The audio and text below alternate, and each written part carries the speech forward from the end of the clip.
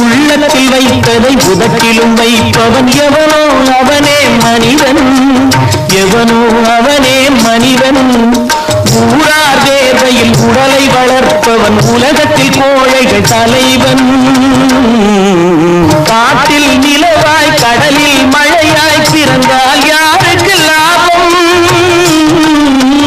பிறந்தால் யாருக்கு லாபம். பகையில் துணையாய் பசியில் உணவாய் இருந்தால் ஊருக்கு லாபம்.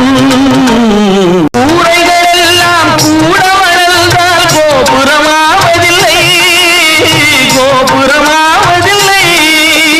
குருவிகள் எல்லாம் உயர பறந்தால் பருந்துகளாவதில்லை, பருந்துகளாவதில்லை.